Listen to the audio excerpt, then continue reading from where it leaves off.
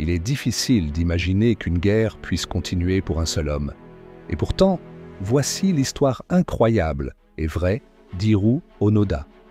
En 1944, alors que la Seconde Guerre mondiale touche à sa fin, un jeune officier japonais nommé Hiro Onoda est envoyé sur l'île reculée de Lubang, aux Philippines. Sa mission est simple, mais cruciale: ralentir l'avancée des forces ennemies par tous les moyens nécessaires: sabotage, embuscade, surveillance. Et surtout, il reçoit un ordre strict: ne jamais se rendre, jamais, même si tout semble perdu. Le Japon est sur le point de s'effondrer, les Alliés gagnent du terrain. Mais pour Onoda, sa mission passe avant tout. Il disparaît dans la jungle avec quelques soldats fidèles, prêts à défendre son territoire, jusqu'au bout. Les mois passent, puis les années. Et malgré l'étrange silence des combats, Onoda reste sur ses gardes. Ce qu'il ignore, c'est que la guerre est terminée depuis longtemps. Le Japon s'est officiellement rendu en août 1945. Mais lui, isolé, croit que c'est une ruse de l'ennemi. Des avions survolent l'île et larguent des tracts annonçant la fin du conflit. Des haut-parleurs diffusent les voix de ses proches. Sa propre famille lui écrit des lettres. Mais rien n'y fait. Pour Onoda, tout cela est une manipulation, un piège. Il reste fidèle à sa mission, dans une guerre qui n'existe plus. Les années deviennent des décennies. Onoda vit dans la jungle comme un fantôme.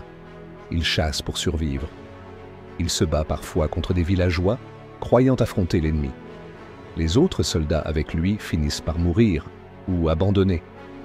Mais lui, il tient bon. 29 ans passent. En 1974, un étudiant japonais un peu marginal, Norio Suzuki, part à l'aventure. Son but? Trouver Onoda, un panda, et l'abominable homme des neiges. Oui, dans cet ordre. Et contre toute attente, il trouve Onoda, vivant, caché dans la jungle. Toujours en uniforme, toujours armé. Mais Onoda refuse de le suivre. Il n'a pas reçu d'ordre direct de son commandant. Il faut donc retrouver son ancien supérieur, aujourd'hui libraire à la retraite, au Japon. Le gouvernement le convainc de faire le voyage jusqu'aux Philippines. Il s'avance vers la jungle. Et là, 29 ans plus tard, il se tient devant lui et lui dit ces mots: « Soldat Onoda, la guerre est finie. Vous pouvez rentrer à la maison. » Onoda baisse les armes. Il retourne au Japon. Il a 52 ans. Il n'a jamais connu l'après-guerre, l'essor économique, le monde moderne. Il est accueilli en héros par certains, considéré comme une relique du passé par d'autres.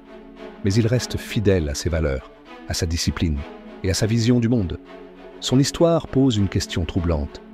Que devient un homme dont la réalité est figée dans un passé qui n'existe plus? Était-il fou ou incroyablement loyal? Hiro Onoda est mort en 2014.